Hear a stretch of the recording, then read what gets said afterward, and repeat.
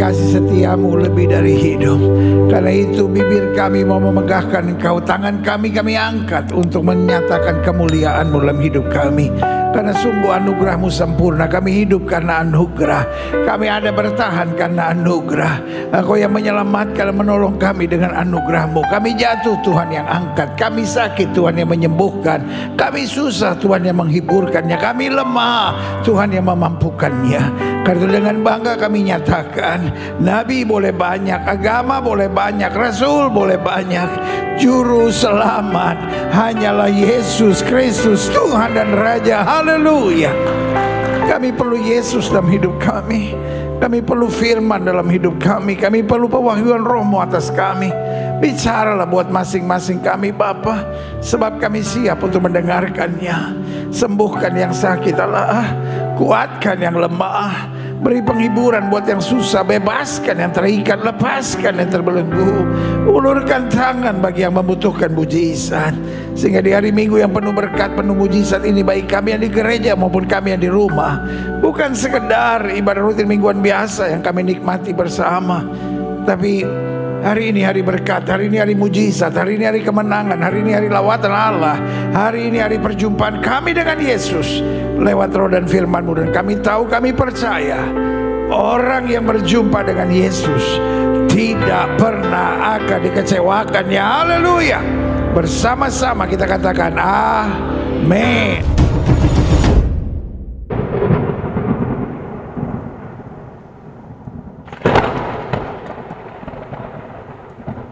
Beri tepuk tangan yang meriah buat Tuhan. Sama-sama bilang Yesus dahsyat. Sama-sama bilang Yesus luar biasa. Sama-sama bilang sekali Yesus tetap Yesus. Berikan tepuk tangan yang meriah buat Tuhan. Silakan duduk. Tuhan memberkati Bapak Ibu saudara sekalian. Haleluya. Yesus kita baik, Yesus kita dahsyat, Yesus kita luar biasa. Amin. Puji Tuhan. Senang berjumpa dengan saudara saat ini. Saya percaya anugerahnya, kasih karunia-Nya dinyatakan buat kita sekalian. Amin. Minta maaf minggu kemarin saya tidak bersama-sama dengan saudara, karena kebetulan saya lagi tunggu-tunggu telepon dari Kertanegara. Saudara-saudara, I'm just kidding ya kan. Nah, maksud saya kebetulan ada tugas di Hong Kong kemarin karena gereja kita persis ulang tahun, saudara-saudara. Dan jemaat kita kebetulan banyak TKI, jadi pelayanan sekaligus untuk TKI di sana. Dan puji Tuhan, kayaknya lebih dari setengah jemaat kita, dia lahir bukan sebagai orang Kristen, tapi kemudian boleh menerima Yesus sebagai Tuhan dan Juru Selamat. Jadi bantu doa. Di Hong Kong ini banyak orang boleh mengalami kasih dan lawatan Tuhan yang luar biasa. Lalu pulang dari Hong Kong, keesokan harinya saya langsung berangkat ke Kalimantan Utara. Kebetulan ada satu kabupaten namanya Malinau lagi berulang tahun. Itu tablik akbar 5 agama, saudara-saudara. Jadi pertama-tama yang khotbah dari Buddha, habis itu dari Hindu, habis itu dari Katolik, habis itu dari Kristen, baru dari Ustadz, saudara-saudara. Pertama kali saya khotbah jemaatnya lain-lain, saudara-saudara ya toh. Tetapi tetap kita bicarakan bahwa Yesus Tuhan yang luar biasa. Amin. Haleluya. Jadi bantu doa terus supaya hal-hal baik boleh Tuhan nyatakan. Bulan lalu juga atau minggu lalu dari tim diakonia kita bersama dengan Kamu Hebat dan juga bersama dengan tim STT Global Glow Indonesia, kita ada pelayanan di daerah Cianjur. Nama desanya yaitu Palalangon. Palalangon itu tempat lahirnya Gereja Kristen Pasundan.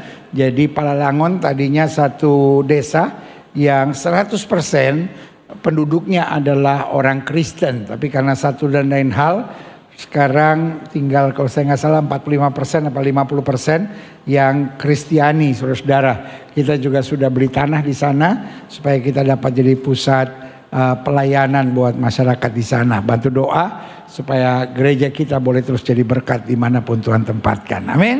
Great. Pegang Alkitab kita di tangan kanan, angkat tinggi laut kepala. Tanda kita mengakui Alkitab kita sebagai otoritas tertinggi dalam kehidupan iman kita. Kita mau ucapkan bersama apa yang kita akui sebagai pengakuan iman kita. Sama-sama bilang sama saya sesuai dengan kesaksian Alkitab ini. Aku percaya Allahku Esa, Maha Kuasa dan Maha Besar. Aku percaya Yesus Kristus adalah Allah sendiri yang telah menjadi sama dengan manusia. Ia adalah juru selamat yang bertanggung jawab dan mengasihi aku. Aku percaya Roh Kudus adalah Roh Allah sendiri yang senantiasa menyertai dan membimbing kehidupanku. Aku percaya Alkitab ini adalah firman Allah yang akan senantiasa menjadikan hidupku kudus, berkemenangan, diberkati, penuh mujizat, dan selalu menjadi berkat. Amin. Great. Kita akan melanjutkan pembahasan kita tentang 33 hal yang perlu kita hindari dalam perjanjian baru. Nah, selalu saya katakan bahwa mencintai Yesus bukan hanya melakukan yang Yesus suka, tapi mencintai Yesus harus berani meninggalkan yang Yesus nggak suka. Nah, saya ingin saudara taruh tangan kanan saudara di dada, sama-sama bilang saya harus meninggalkan yang Yesus nggak suka. Amin.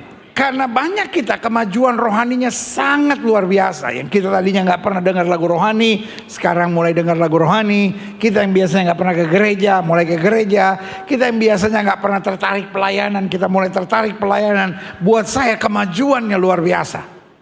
Tetapi seringkali ada hal-hal yang kelihatannya sepele yang kita belum tinggalkan. Contohnya, kita gampang tersinggung, kita gampang sakit hati, kita gampang kecewa, kita gampang ngomongin yang buruk. Nah, ini yang saya bilang, kalau setan gak berhasil menghambat kemajuan rohani kita, setan membuat kita nyaman dengan hal-hal yang harusnya kita tinggalkan. Nah, hari ini kita mau belajar tentang hal yang buat sebagian orang sepele, tapi buat Alkitab ini sesuatu yang serius. Janganlah menghakimi. Sama-sama bilang sama saya, jangan menghakimi. Jangan sampai kita memiliki judgmental spirit atau roh yang membuat kita selalu menghakimi. Nah, ini yang kita mau belajar. Buka Alkitab kita sama-sama. Injil Matius pasal 7 ayat 1 sampai 5 di bawah judul perikop hal menghakimi. Jangan kamu menghakimi supaya kamu tidak dihakimi. Persoalannya, ada banyak orang merasa hal tentang menghakimi hanyalah soal ini.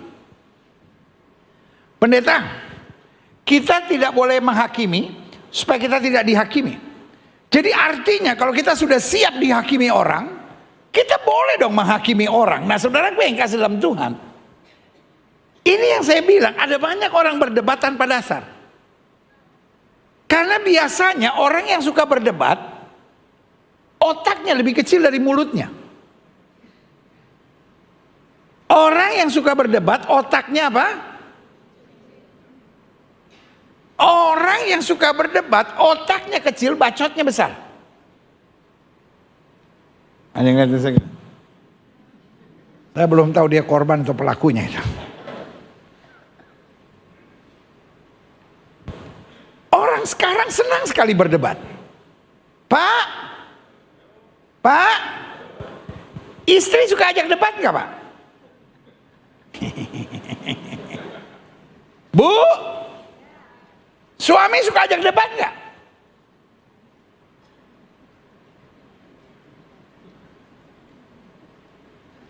Orang tua, anak-anak saudara suka ajak debat nggak? Saya mau tanya, yang kira-kira umur 40, 50 tahun, 60 tahun, dulu saudara berani debat sama orang tua saudara nggak? Beletak aja. Dilempar sepatu lu. Masih mending kok cuma dilempar sepatu. Dilempar asbak. Kalau yang asbaknya kaleng, kalau yang dari tanah liat lumayan loh. Makanya zaman dulu kita nih jago kalau cuma ngeles doang sih. Terbiasa dilempar asbak, dilempar. Orang sekarang senangnya apa? Debat. Buat saya orang yang suka berdebat, otak kecil, bacot besar. Gak apa-apa, saudara taruh aja di status. Tapi jangan tulis nama saya. Nanti masalah baru lagi saudara-saudara. Ntar viral lagi saya. Tulis aja. Orang yang suka berdebat, otaknya kecil, bacotnya besar. Karena orang yang berdebat adalah orang yang mencari permusuhan. Orang yang berdebat apa saudara? Dia bukan hanya mencari permusuhan, tapi dia juga membangun permusuhan. Terus saudara tanya sama saya, kenapa begitu benar? Karena debat itu selalu mencari siapa yang menang. Kalau ada yang menang berarti ada yang kalah. Yang kalah pasti nggak pernah ada orang kalah. Woi mantap, gua kalah, yeay. Itu namanya udah goyang otaknya. Jadi orang yang berdebat adalah orang yang mencari apa? Permusuhan. Jadi gimana dong pendeta? Ini yang saya bilang. Hidup Kristen itu mengajar kita berdialog. Orang mau berbeda apapun sama saudara, engkau harus berdialog. Karena dialog menambah pengetahuan kita, dan kita juga membagikan pengetahuan kita kepada orang lain. Makanya dialog itu membangun persahabatan. Orang yang suka berdialog temannya banyak. Nah ini suka berdebat semua, makanya gak bilang amin. Dia gak ngerti, masa sih kalau berdialog temannya banyak. Orang yang suka berdialog temannya banyak. Orang yang berdebat musuhnya banyak. Mau cari musuh? Atau mau cari teman? Siapa yang mau bangun pertemanan? Jangan berdebat. Kalau engkau berdebat sama mertua, engkau jadi musuh mertua itu. Jelas sampai di sini? Nah orang sekarang suka berdebat. Pokoknya pendeta kita boleh menghakimi asal kita siap dihakimi. Saya mau bilang memang titik sampai di situ, tapi bukan berarti pelajaran tentang penghakiman selesai di situ, karena selanjutnya dijelaskan. Karena dengan penghakiman yang kamu pakai untuk menghakimi, kamu akan dihakimi, dan ukuran yang kamu pakai untuk mengukur akan apa? Jadi bicara tentang menghakimi itu bicara ukuran apa? Ukuran hati. Kalau hatimu sempit, yang kau lihat hanya kekurangan orang. Kalau hatimu besar, kau bisa menerima setiap orang. Jadi problemnya bukan orang itu menyebalkan atau tidak, bukan orang itu punya banyak kekurangan atau tidak, ukuran hati kita yang menentukan. Yudas mengkhianati Yesus. Yudas apa saudara? Tetapi Yesus tidak pernah bilang monyet kamu. Yesus tidak pernah bilang oli kotor kamu ini. No. Yesus bilang, hai teman, untuk itukah engkau datang. Kenapa Yesus tidak pernah mengutuki Yudas? Petrus menyangkal Yesus bukan 1 kali, bukan 2 kali, 3 kali. Tapi kenapa Yesus tetap menerima Petrus? Karena dia punya hati yang luas. Amin. Sama-sama bilang sama saya, bukan soal kesalahan orang, soal hati saya.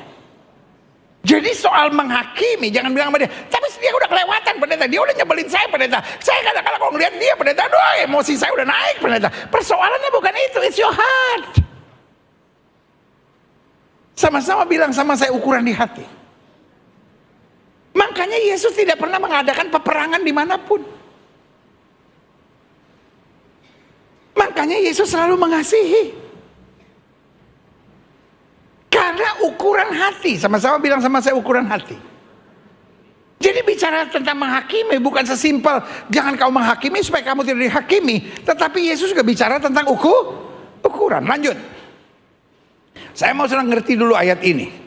Mengapa engkau melihat selumbar di mata saudaramu, sedangkan balok di dalam matamu tidak engkau ketahui? Nah, jadi akibat ukuran itu akhirnya kita menjadi one sided. Kita hanya bisa melihat orang, tapi kita tidak bisa melihat ke dalam. Klik. Ayat 4. Bagaimanakah kau dapat berkata kepada saudaramu, biarlah aku mengeluarkan selumbar itu dari matamu, padahal ada apa? Balok dalam matamu. Kita menjadi orang yang hanya mikirin diri kita sendiri. Karena kita nggak bisa lihat kesalahan kita hanya bisa melihat kesalahan orang. Makanya ayat yang kelima lebih tegas, Yesus bilang, hai orang munafik. Berarti Yesus mau tegaskan, orang yang suka menghakimi, judgmental person, adalah orang munafik. Sama-sama bilang sama saya, orang munafik. Keluarkan dahulu balok dari matamu, maka engkau akan melihat dengan jelas untuk apa? mengeluarkan selumbar dari mata saudaramu. Artinya, kalau kita lepas dari kebiasaan kita menjadi judgmental, kita menjadi orang yang senang menolong orang lain. Karena seringkali orang yang nyusahin kita adalah orang-orang yang bermasalah. Setuju saudara? Orang yang nyusahin kita biasanya orang yang apa? Bermasalah. Makanya selalu saya bilang, toxic person, orang-orang yang nyebelin, biasanya adalah orang-orang yang bermasalah. Orang kalau hidupnya sudah beres dengan dirinya, pasti jadi berkat. Sama-sama bilang sama saya, orang yang sudah beres dengan dirinya, pasti jadi berkat. Oh, berikan tepuk tangan yang meriah buat Tuhan. Haleluya. Nah, saya pelajari begini. Menjadi pribadi yang judgmental adalah mimpi setan buat setiap orang Kristen. Mungkin sebagian saudara menatap saya dan bilang, ini si Gilbert kadang-kala kebanyakan bergaul sama Doto, ini jadi begini nih. Apa-apa setan. Gini. Saya percaya, apapun yang Yesus bilang jangan, apa saudara? Apapun yang Yesus bilang jangan, itu menjadi serius buat setan. Misalnya, Yesus bilang janganlah kamu membenci. Wah, serius tuh buat setan. Setan langsung persiapkan departemennya. Kalau perlu sama menteri dan wakilnya. Kalau perlu juga diajak ke Magelang. Untuk training bagaimana menciptakan orang Kristen yang penuh kebencian. Karena kalau setan gak bisa menghambat hubunganmu yang baik dengan Tuhan, maka dia tempatkan hal-hal yang bagi orang Kristen sepele, tapi untuk mendatangkan kekacauan. Makanya saya ulangi sekali lagi, setan tidak bisa bermimpi bahwa orang Kristen tidak cinta Yesus. Setan percuma bermimpi orang Kristen gak ke gereja. Karena kalaupun dia gak ke gereja, sekarang bisa online. Jadi yang setan mimpi it's okay. Ke gereja, pelayanan, bahasa roh, menyembah Tuhan, hidup di dalam kasih karunia Tuhan, it's okay. Sejauh suka menghakimi. Karena di mana ada penghakiman, di situ ada kekacauan. Sama-sama bilang sama saya, di mana ada penghakiman, selalu ada kekacauan. Bu, ibu senang gak dihakimi? Kamu dasar males, kamu dasar matre, kamu dasar egois, kepala batu. Senang gak bu dihakimi?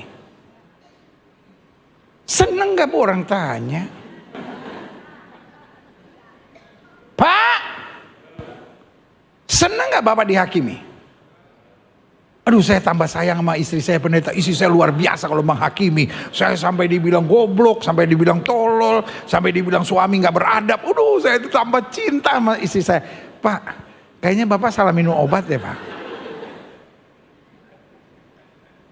Adik-adik muda,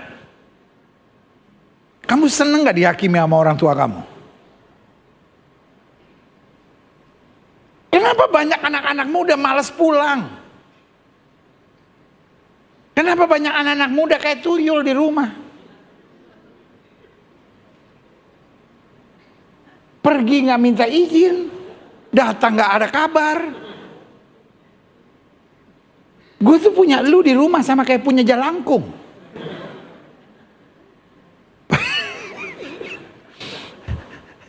Jalangkung kan gitu, datang gak diundang, pulang juga gak disuruh. Datang kapan dia datang. Bener. Dulu lama-lama gue bingung, gue punya anak atau gue punya kuntilanak sebetulnya di rumah. Anak-anak bukan gak ngerti sopan santun. Anak-anak bukan gak ngerti mama dan papa. Persoalannya anak-anak males dihakimi. Dan penghakiman yang paling mantap itu orang Kristen.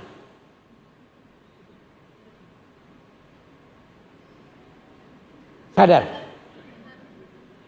Perek tidak pernah ngomongin ani-ani. Sebab dia satu grup. Ani tidak pernah nyindir Elsie. Karena memang satu kelompok dia. Tapi orang Kristen darah Yesus. Semengken, apa semengken nih? Lipstick kemerahan diomongin. Tuh orang. Mau godain siapa sih?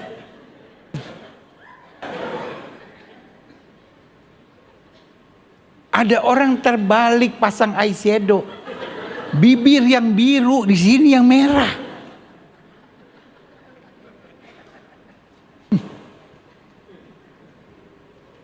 Ani pejabat.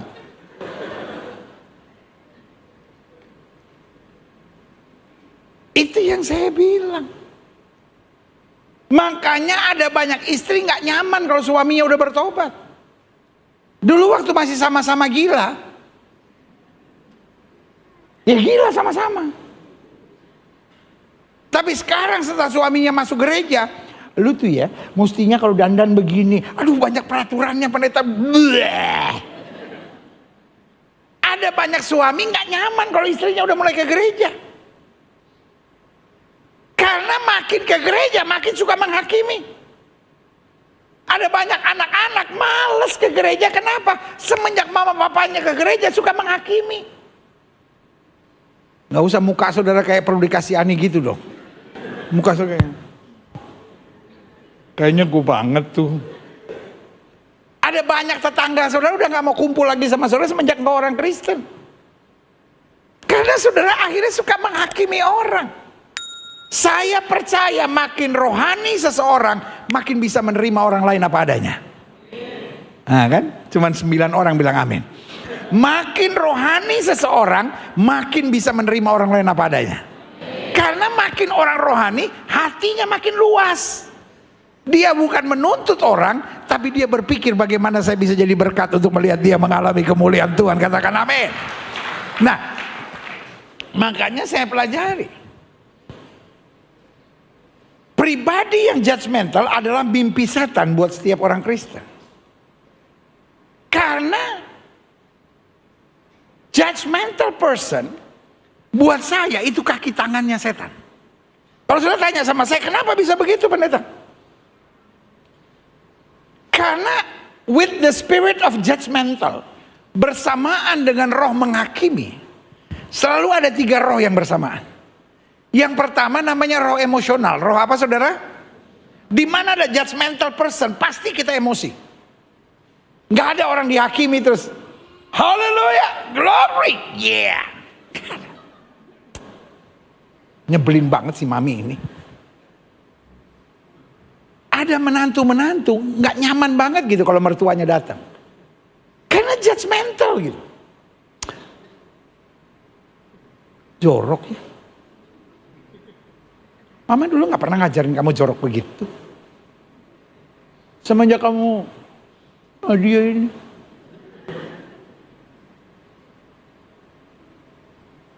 Boleh nggak berhenti jadi orang judgmental? Karena judgmental itu yang pertama mendatangkan apa?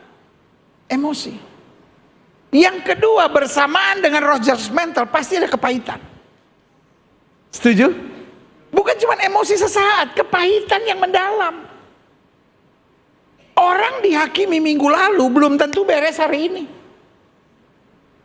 Ada orang yang dihakimi 7 April 1987. Bayangkan 87 presiden masih Soeharto. Prabowo masih di tentara. Sempat nggak jadi tentara, jadi tentara lagi. Jadi presiden sekarang. Lu masih kepahitan. Saya tuh pendeta. 7 April 1987. Gibran belum lahir. Sekarang udah udah lahir belum tuh? Dia kalau udah lahir juga masih pakai celana katok lari-lari.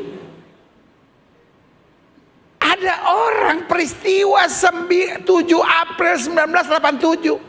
Saya tuh masih ingat itu kepahitan dia bener.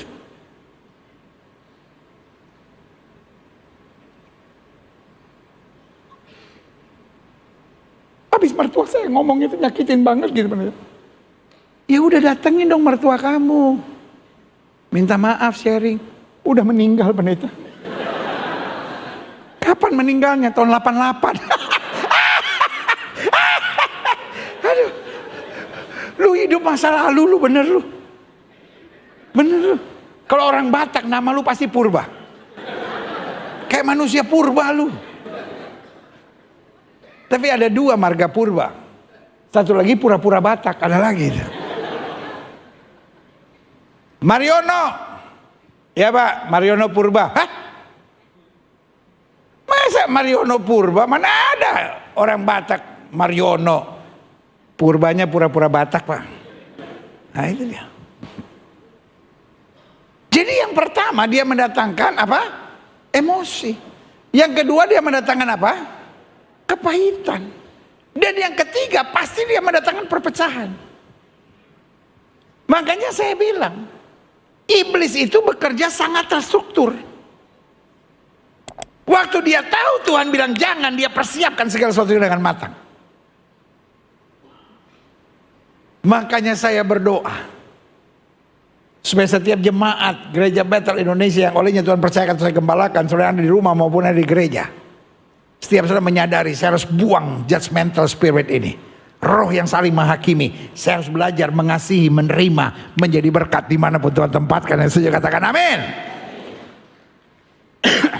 Berarti orang judgmental adalah kaki tangannya setan. Orang judgmental apa? Saudara yang di rumah ketik live chat saudara, orang judgmental, orang yang suka menghakimi adalah kaki tangannya setan. Yes. Sampai rumah saudara boleh ganti status saudara. Orang judgmental dalam kurung suka menghakimi, kaki tangannya setan. Tapi jangan bilang nama saya, jangan. Nanti ada kasus baru lagi, jangan. Ntar gue viral lagi. Orang yang judgmental, kaki tangannya setan. Kata Gilbert, iya.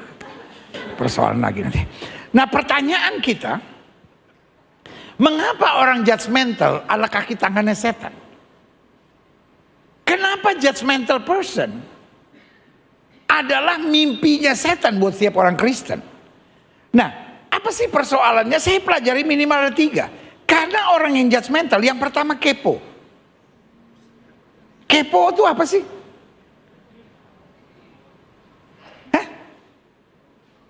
Saya coba cari-cari di kamus, definisi kepo nggak ada yang pas.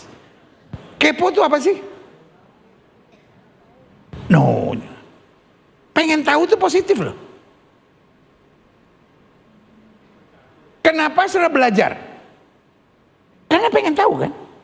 Kenapa udah S1 naik S2? Pengen tahu kan? Jadi kepo? Enggak. Kepo itu pengen tahu tapi dari sumber yang tidak resmi. Itu kepo. Kalau saudara pengen tahu lalu baca Alkitab, saudara pengen tahu terus baca buku-buku resmi, itu bukan kepo. Itu hebat. Kepo tuh kayak lu.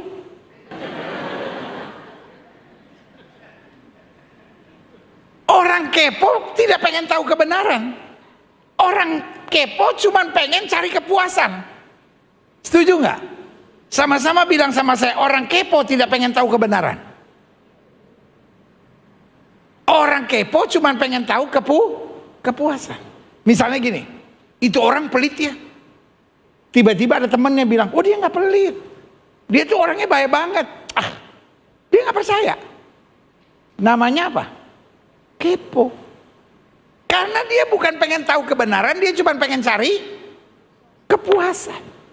Tiba-tiba ada orang baru datang dari Merauke, kenal kagak apa kagak sama dia nih, dari ujung sebelah timur Indonesia, datang dan bilang, wah benar dia tuh orangnya. Nah ini yang benar, ini yang benar. Karena orang kepo tidak mencari kebenaran, cari kepuasan. Memang mendefinisikan kata kepo itu susah. Tapi kalau kita bergaul sama orangnya, kita langsung tahu kepo dia. Kenapa? Nggak tahu. Roh di dalam saya bilang dia kepo.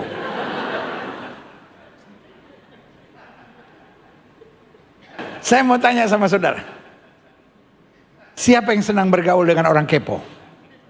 Tolong lambaikan tangan. Kenapa nggak senang bergaul dengan orang kepo? Karena lu kepo.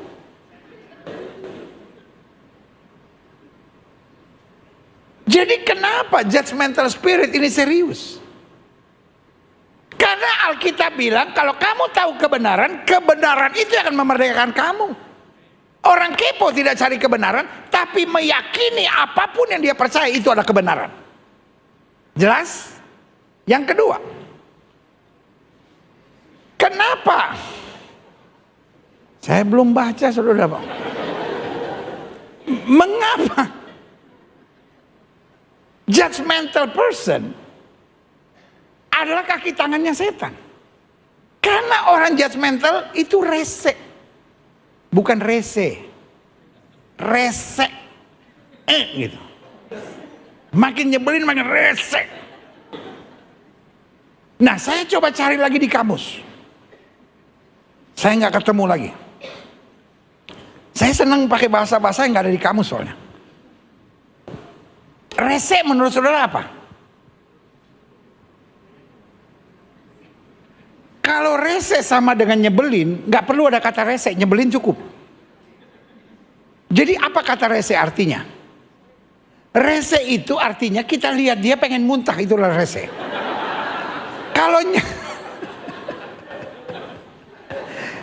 saya itu jadi pendeta udah 30 tahun, saudara. Jadi saya punya ilmu khusus dalam menerjemahkan sesuatu. Saudara nggak pernah dengar kan definisi rese? Ya toh? Buat saudara rese itu nyebelin? Enggak. Kan saudara kan kadang-kadang ngomong, nih orang nyebelin banget, biasa. Ih rese banget, nah itu lain. Karena nyebelin itu cuma bikin kita emosi.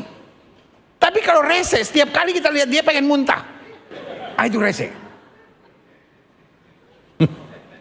Ada yang lihat lagi. Pantes bini gue muntah-muntah terus. Dia bukan hamil, Pak. Lu yang rese, Pak. Itu orang saya rese banget, pendeta. Setiap kali saya lihat dia, saya minum antimo, pendeta. Kalau nggak mabok darat, laut, dan hutan.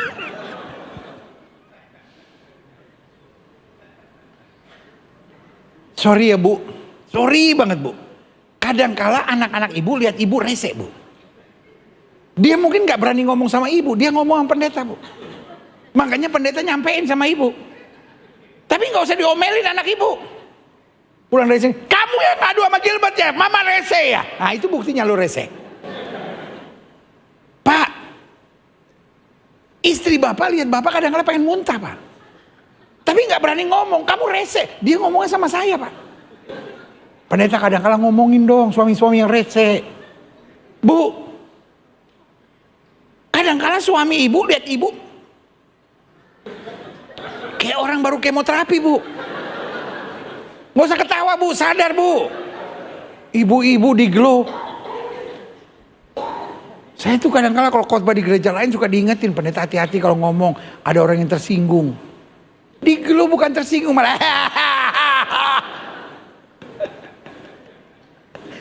Ada menantu-menantu yang setiap kali mertuanya datang langsung. Karena nggak ada orang yang nyaman ketika dikritik kita kadang-kadang masih nyaman. Ditegur, dinasehati kadang-kadang kita masih nyaman karena kita pikir untuk kebaikan kita. Tapi dihakimi, setiap orang gak ada yang nyaman. Makanya orang yang suka menghakimi saya beri nama orang apa? Kepo. Yang kedua rese. Dan yang ketiga toxic. Nothing good out of them. Orang kalau negur, orang kalau nasehatin, orang kalau memberi kritik, kadang-kadang tetap ada baiknya. Tapi kalau orang yang cuma menghakimi itu artinya memojokkan orang tanpa memberi jalan keluar dan hanya untuk merendahkan dan menyakiti hatinya. Kritik, nasihat, teguran seringkali berasal dari hati yang bersih. Tapi penghakiman selalu berasal dari hati yang busuk. Makanya saya beri nama toksik. Tidak ada gereja bisa bertahan kalau di dalamnya ada orang-orang yang suka menghakimi. Tidak ada rumah tangga yang bisa bertahan. Suruh mau bilang sama saya, tolong doain pendeta. Jangankan didoain, rumah sudah disiram minyak urapan sambil disiram sama anggur perjamuan, gak nolong saudara. Bukan minyak urapan yang gak ada kuasanya. Tapi penghakimannya itu yang keji. Karena itu diciptakan oleh orang-orang apa? Kepo, rese, dan satu aja udah bikin masalah. Tiga itu bergabung. Wallahu alam, saudara. Kepo, rese, dan toksik bergabung jadinya apa? Suasana neraka, saudara. Jelas ya? Lanjut. Saya coba pelajari. Apa ciri orang-orang judgmental? Karena saudara mungkin berpikir, saya enggak. I am not a judgmental person. Karena orang judgmental paling sering melihat orang dan tidak bisa melihat balok di matanya. Nah, saya mau saudara lihat ciri-cirinya. Satu, ciri-ciri orang judgmental tidak mau bertanya. Karena dia tidak mencari kebenaran. Kalaupun dia bertanya, dia tidak mau peduli dengan jawabannya. Orang judgmental memiliki jawaban tersendiri. Kapan kita gampang mengenali orang judgmental? Orang judgmental paling senang ngomong ini, pokoknya. Ya tapi kan ini, pokoknya. Loh, tapi kan pokoknya.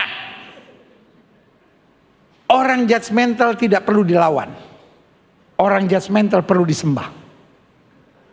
Jadi kalau orang udah ngomong pokoknya, sembah dia. Dalam roh dan kebenaran, saudara-saudara. Karena orang judgmental makin saudara berdialog, makin saudara berdiskusi, makin memancing emosinya. Karena dia sudah punya jawaban sebelum kita memberi tanggapan. Jelas sampai di sini? Jadi jujur. Kalau saudara orangnya nggak bisa diajak berdiskusi. Kalau saudara orangnya sebentar-bentar pokoknya, nggak pakai dasar, nggak pakai apa, pokoknya.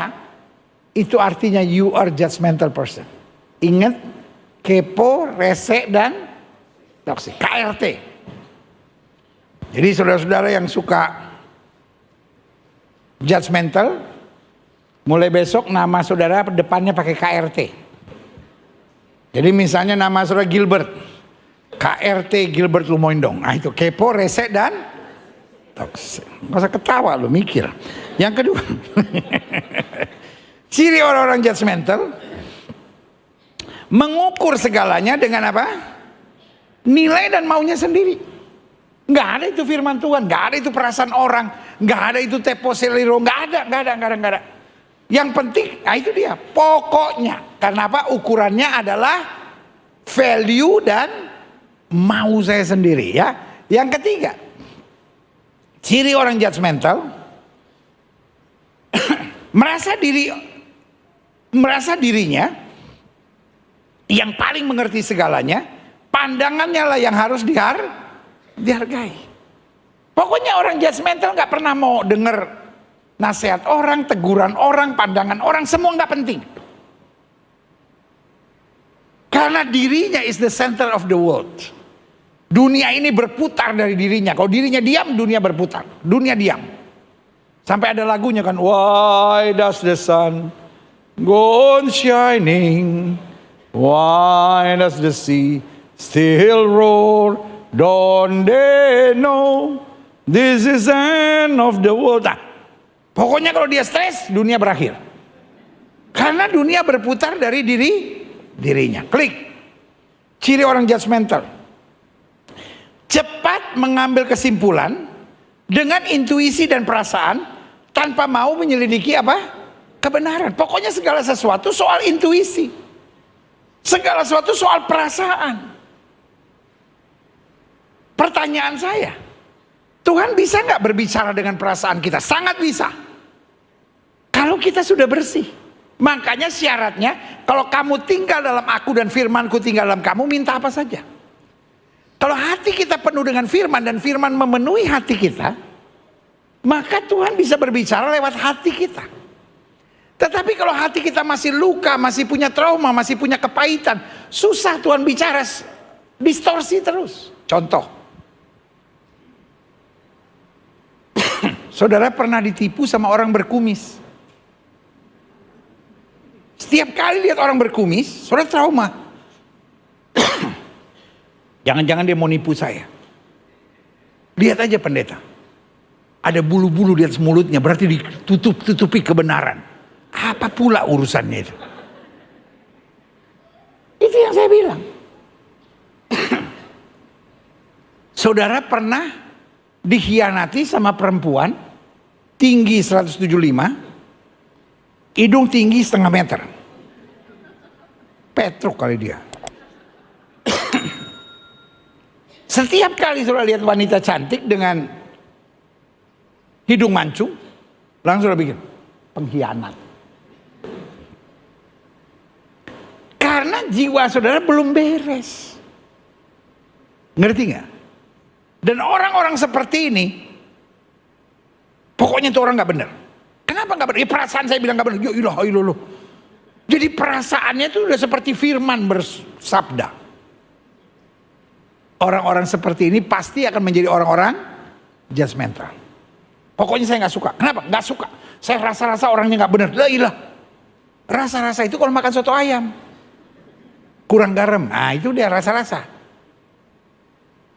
Tetapi kalau keadaan harus berbicara kebenaran. Lanjut. Saya mau sudah jelas dulu nih tentang judgmental person. Ciri orang judgmental tidak pernah dapat menerima kekurangan orang lain. Tetapi sebaliknya menuntut orang lain menerima kekurangannya karena merasa kekurangannya normal. Sementara kekurangan orang lain nyebalin. Loh, istri saya harus menerima saya, pendeta. Ya saya sebagai suami memang begini orangnya. Ya tapi istri saya nggak boleh. Nah, gitu. Jadi dia punya double standard. Untuk dirinya, dia ingin dimengerti. Dia rasa wajar. Dan buat orang-orang seperti ini pepatahnya adalah panas setahun dihapus dengan hujan sehari. Suaminya buat sebuah kesalahan, istrinya buat sebuah kesalahan, dia ingat selama-lamanya. Sementara semua perbuatan baik suaminya, semua perbuatan baik istrinya tidak pernah diingat lagi. Semua perbuatan baik mertuanya tidak diingat. Hari ini sebagai hamba Allah saya hanya mau ingatkan. Mari kita pegang firman Tuhan. Apa yang kamu tidak ingin orang lain perbuat kepadamu, jangan perbuat kepada orang lain. Hidup Kristen itu satu standar. Apa yang kamu ingin orang lain perbuat kepadamu, perbuat. Kalau kita nggak ingin disakiti, jangan menyakiti orang. Kalau kita tidak ingin diomongin di belakang, jangan omongin di belakang orang. Pastikan kita hidup bertanggung jawab dalam terang Tuhan. Yang saya katakan, yeah. Lanjut. Nah, siapa orang-orang judgmental dalam Alkitab? Yang pertama adalah Saul. Siapa orang judgmental dalam Alkitab? Saul. Siapa Saul? He is the king of Israel. Dia sebahu lebih tinggi dari orang Israel. Dia seorang yang hebat. Berarti sangat wajar dia menjadi raja. No one can beat him. Memang dia layak untuk menjadi raja. Tetapi satu kali, gadis-gadis Yerusalem menari-nari dan berkata, Saul mengalahkan beribu-ribu musuh, Daud mengalahkan berlaksa-laksa. Itu sesuatu yang sangat normal. Sesuatu yang apa? Jadi itu kayak pantun. Jadi dia apa tuh namanya? Yang berbicara tentang overlatif gitu. Jadi makin membesar. Nah itu kan ada jenis pantun kan kayak gitu. Iya kan? Saya ngerti pantun kan? Ngerti pantun? Pantun kan kadang-kadang nggak ada maknanya kan? Tetapi hanya ada pesan aja gitu. Nah, tapi yang penting kata-katanya bagus. Contoh nih, contoh. Buah pisang, buah nangka. Buah pepaya, buah duku. Buah kecapi, buah manggis. Itulah nama buah-buahan. Pendeta saya nunggu. Loh enggak, saya kasih tahu itu nama buah-buahan. Kali ada yang lupa. Nah ini sekarang benar. Saya mesti ingat-ingat dulu.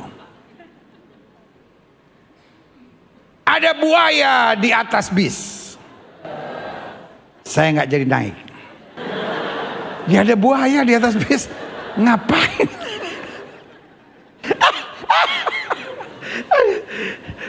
Aduh pendeta. garing.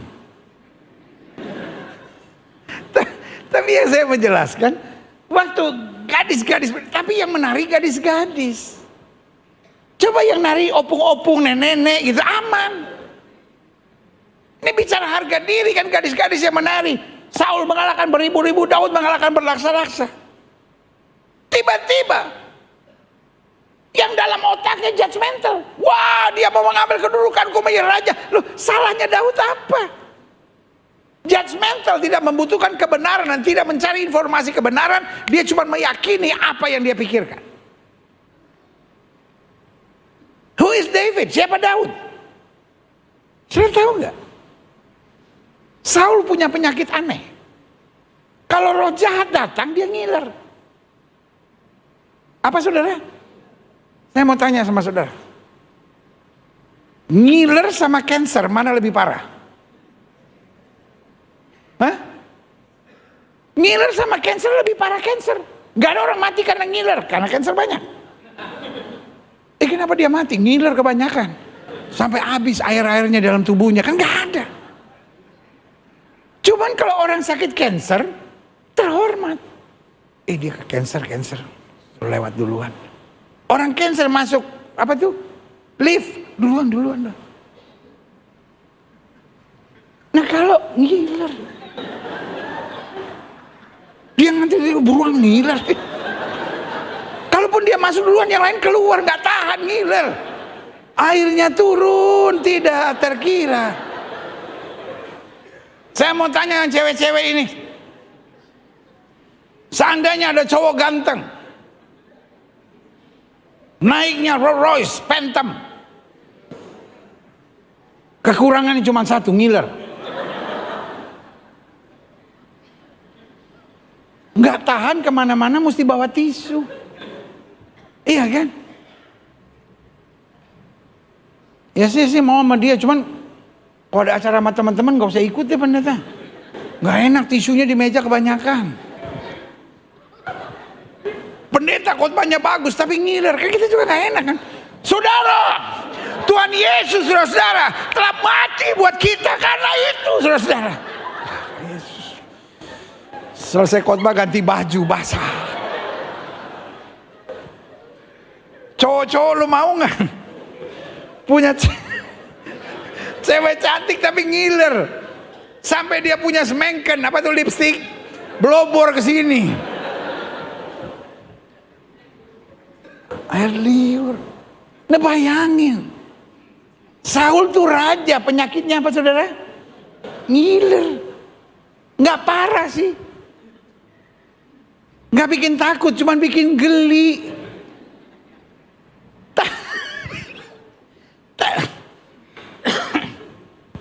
Tapi setiap kali Daud main kecapi hilang. Lalu satu kali Goliat maki-maki bangsa Israel. Bangsa Israel ketakutan. Nobody dare to face him. Satu-satunya yang berani itu cuma Daud. Berarti David save his face. Daud ini menyelamatkan mukanya Saul. Bayangin, begitu banyak perbuatan baik Daud kepada Saul. Tapi sorry ya untuk ngomong ini. Orang itu kalau punya sifat judgmental, orang tuh kalau punya kebiasaan menghakimi, dia udah gak bisa lihat perbuatan baik orang. Makanya selalu saya bilang, orang-orang menghadapi orang-orang judgmental itu kadang-kala bisa hancur sendiri. Karena for judgmental person, you never can do good. Gak pernah kau bisa berbuat baik. Apapun pengorbanan yang kau buat gak pernah dianggap sama orang-orang yang judgmental. Yang orang judgmental lihat hanya kekurangan. Tidak sedikit suami yang mau bunuh diri, istri yang mau bunuh diri, orang-orang yang udah merasa hidupnya sama sekali gak berharga. Karena orang judgmental tidak pernah menghargai orang. If that is you today, saya mau beritahu, the problem is not you, the problem is them. Persoalannya bukan engkau gak perlu kecil hati.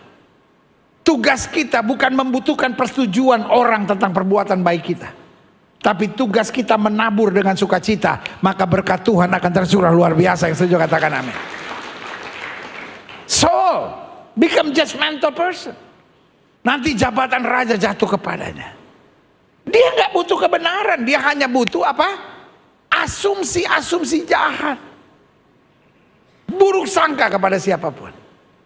Kalau kau mulai buruk sangka, bayangkan kau tidak lagi bisa melihat kelebihan suamimu, kau nggak bisa lagi lihat kelebihan istrimu, kau nggak bisa lagi lihat kelebihan mertuamu, yang kau lihat hanya kekurangannya.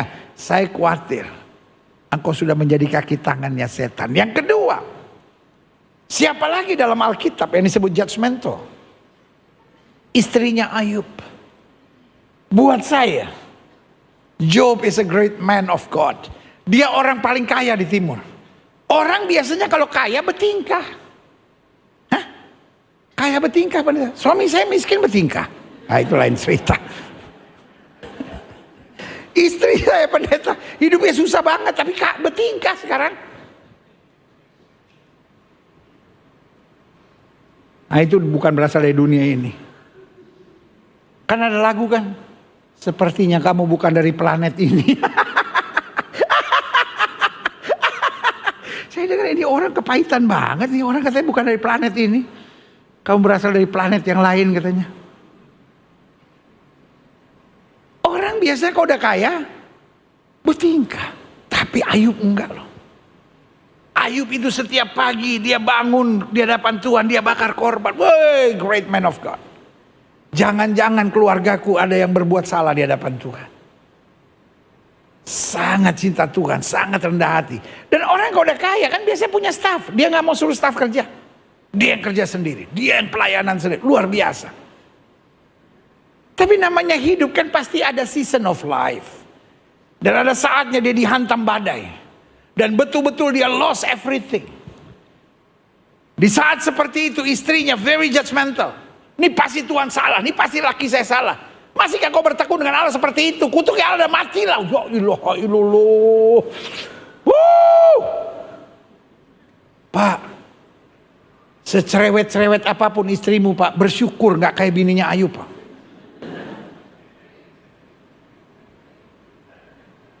Tapi kalaupun seperti bininya Ayub, anggap aja ada temannya. Yang saya hanya mau ingatkan buat saudara. Orang judgmental hanya ngancurin. Tetapi anak-anak Tuhan, jangan terbawa dengan permainan iblis.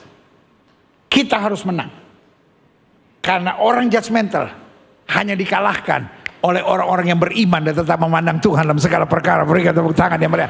Yang ketiga, yang terakhir, saya undang pemain musik maju ke depan. Siapa orang judgmental dalam Alkitab? Saudara-saudara Yusuf. Yusuf anak bontot. Dia polos. Dia jujur. Dia bilang sama kakaknya, kemana lagi dia mau ngomong kecuali kakaknya. Dia bilang, I have a dream. In my dream. Lalu dia mulai jelaskan tentang mimpinya. Tapi orang judgmental tidak bisa menghargai orang. Orang judgmental hanya bisa memaksakan kehendak dengan arogan. Dan sorry untuk bilang, orang judgmental itu sadis. Kenapa saya bilang sadis? Saya mau tanya sama saudara. Kakak-kakaknya Yusuf kenal Tuhan gak? Halo? Jawab kenapa? Kakak-kakaknya Yusuf kenal Tuhan gak? Oh, sangat kenal Tuhan. Tetapi karena judgmental spirit dalam dirinya, dibuang tuh ke sumur. Siapa yang dibuang ke sumur? Adiknya sendiri. Mau dibiarkan mati. Tapi mereka pikir, wah, kalau mati kita gak ada untungnya dong. Kita jual aja, lihat saudaraku. Orang judgmental itu bisa sadis. Dan orang judgmental tidak sadar bahwa dia sadis. Orang judgmental cuman pikir supaya dia learn a lesson. Hari ini sebagai hamba Allah saya hanya mau bilang, I know that I know you love Jesus so much. Tapi kalau kita nggak hati-hati, kita masuk dalam trap of the enemy, menjadi orang yang judgmental. Mulai hari ini periksa hati saudara. Apakah saudara hanya lihat kekurangan orang, atau sebaliknya, engkau selalu rindu jadi berkat, engkau selalu rindu memberi pertolongan. Karena orang judgmental di hadapan Tuhan dikatakan, hai orang munafik. Saya berdoa, saudara dijumpai Tuhan sebagai orang-orang yang membawa damai dalam kemuliaannya. Berikan tepuk tangan yang meriah buat Tuhan. Setiap mata terpejam, setiap kepala tertunduk, setiap hati terangkat pada Tuhan. Hari ini Roh Kudus sedang berbicara buat masing-masing kita. Janganlah kamu menghakimi. Karena judgmental spirit menjadikan kita kaki tangannya setan. The dream of the enemy, mimpinya setan adalah menjadikan kita orang Kristen yang judgmental. Dia suka menghakimi. Karena di mana ada penghakiman, di situ ada kekacauan. Di mana ada penghakiman, di situ ada luka hati. Di mana penghakiman, di situ ada perpecahan. Jika itu doamu, taruh tangan kananmu di dada dan bilang, God, please help me. Jadikan aku pembawa damai. Jadikan aku yang menyatakan kasih. Jadikan aku yang mengulurkan pertolongan terhadap siapapun, bahkan yang lemah, yang susah, yang sedang salah langkah. Aku hanya mau jadi berkat. Jika itu doamu, taruh tangan kananmu di dada. Atau sebaliknya, engkau berkata, aku berhadapan dengan orang yang judgmental. Kadang-kala aku merasa gak pernah cukup baik. Apapun yang aku buat selalu salah. Apapun yang aku buat yang dilihat hanya kekurangan dan kelemahanku. Sorry to say this. Kadang-kala aku frustasi melewati semuanya. Tapi hari ini saya mau bilang, the problem is not you. The problem is them. Tugas kita bukanlah mendapat pengakuan dari orang. Tugas kita hanya melakukan yang Tuhan perintahkan. Kalaupun kita harus menabur dengan air mata, kita akan menuai dengan sorak-sorai. Jika itu doamu, taruh tangan kananmu di dada. Ngomong sama dirimu sendiri, I have to be strong. I have God that will lead and guide me. Jika itu doamu, taruh tangan kananmu di dada. Setiap saudara yang ingin didoakan, ya, taruh tangan kanan saudara di dada. Boleh angkat tangan dua-dua tinggi-tinggi. Izinkan saya doa. Bapa, lihat tangan anak-anakmu yang terangkat dua-dua di hadapan Tuhan. Kami angkat tangan kami dua-dua karena kami tahu Tuhan tidak pernah gagal. Kami angkat tangan kami dua-dua karena kami tahu bagi Allah tidak ada perkara yang mustahil. Kami angkat tangan kami dua-dua karena kami mengerti bahwa kami hidup karena anugerah.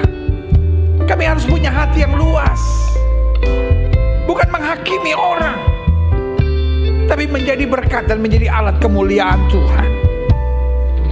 Bahkan mungkin kalau ada mereka yang hatinya luka karena selalu merasa dihakimi, kuatkan iman kami untuk menyadari ada tangan Tuhan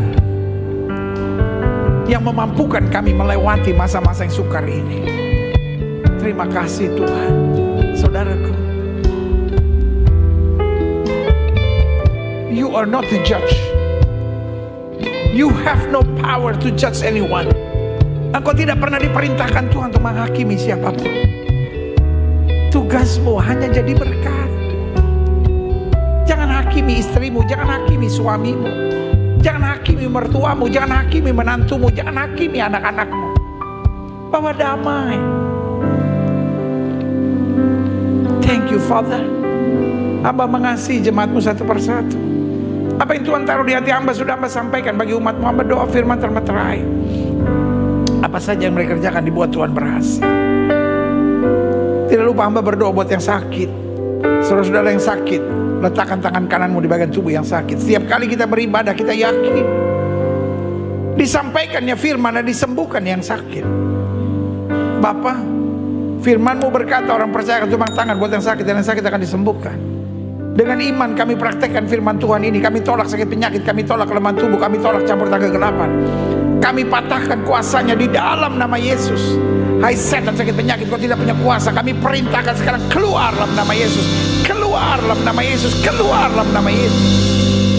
Jantung, paru-paru, liver, ginjal sembuh dalam nama Yesus. Gangguan pada telinga, mata, hidung, tenggorokan, sakit kepala sembuh dalam nama Yesus. Kolesterol darah tinggi sembuh dalam nama Yesus. Asam urat, asam lambung sembuh dalam nama Yesus. Kuasa kuasa Tuhan bekerja, mulai imani. Karena Yesus kami tidak berubah dulu, kemarin, hari ini, dan sampai selama-lamanya. Dengan iman kami nyatakan oleh bilur-bilur Kristus kami yang percaya sudah dijamah dan disembuhkan Tuhan dengan kuasa-Mu yang luar biasa. Inilah tepuk tangan sorak-sorai kemenangan kami, tepuk tangan sukacita kami karena Yesus menyembuhkan kami. Setiap saudara yang sudah doakan untuk kesembuhan, tanamkan dalam rohmu, aku sembuh oleh bilur Yesus. Jangan bimbang, karena Alkitab berkata sesuai dengan imanmu jadi padamu. Bapa, kami percaya berkat Tuhan dicurahkan. Bangsa negara kami Indonesia selamatkan ya Allah, damai sejahtera atas Indonesia. Umat mayoritas di bangsa ini Tuhan tuntun, Tuhan bimbing, Tuhan bawa pada damai sejahtera dan keselamatan. Bapak Presiden, Wakil Presiden, para menteri, pejabat di pusat dan daerah, para gubernur, para wali kota, para bupati, para polisi, para tentara, Kapolri dan Panglima TNI. Bapak, jaga para pemimpin dan aparat penegak hukum di bangsa kami dengan kasih dan kuasa-Mu. Khususnya menjelang pilkada serentak di seluruh wilayah Indonesia, Tuhan bertindaklah. Sehingga kalau ada kecurangan dan kejahatan, Tuhan menyatakan kemuliaan-Mu, sehingga tetap hanya yang terbaik yang boleh jadi gubernur, wali kota dan bupati di daerah-daerah tercinta kami di seluruh wilayah Indonesia. Berikan kepada para pemimpin dan aparat penegak hukum di bangsa kami hati yang takut akan Tuhan, hikmat sorgawi, sehingga apa saja yang mereka kerjakan dibuat Tuhan berhasil. Indonesia makin hari makin baik, Indonesia makin hari makin maju. Kalau Tuhan jumpai ada kutuk, ada kuasa kegelapan, Tuhan sendiri yang menghancurkan dengan kuasa darah-Mu. Rancangan kerusuhan, rancangan kekacauan, rancangan adu domba kami tolak, kami patahkan di dalam nama Yesus. Jaga Indonesia dalam damai sejahtera, jaga Indonesia dalam persatuan kesatuan. Berkat Tuhan tercurah atas Indonesia, karena kami percaya Indonesia ada di hatinya Tuhan. Apa saja yang Tuhan mau atas Indonesia pasti jadi, apa saja yang Tuhan tidak mau atas Indonesia tidak akan jadi. Gereja-gereja di mana-mana tempat Tuhan bela dan nyatakan kemuliaan-Mu. Gereja-Mu di tempat ini, Gereja Bethel Indonesia Glow Fellowship Center, Tuhan pakai terus untuk menegakkan kerajaan Allah dalam kebenaran kasih. Dan akhirnya setiap kami yang menerima firman Tuhan, Tuhan arahkan sehingga kami punya hati yang luas, yang penuh kasih, dan membawa damai sejahtera dimanapun Tuhan tempatkan. Untuk kami mentuntaskan amanat agung Kristus, pergi beritakan Injil pada setiap makhluk. Di dalam nama Yesus kami berdoa, dan kami siap senantiasa menjadi pelaku-pelaku firman. Yang siap jadi pelaku firman, sama-sama kita katakan amin. Beri tepuk tangan yang meriah buat Tuhan, silakan.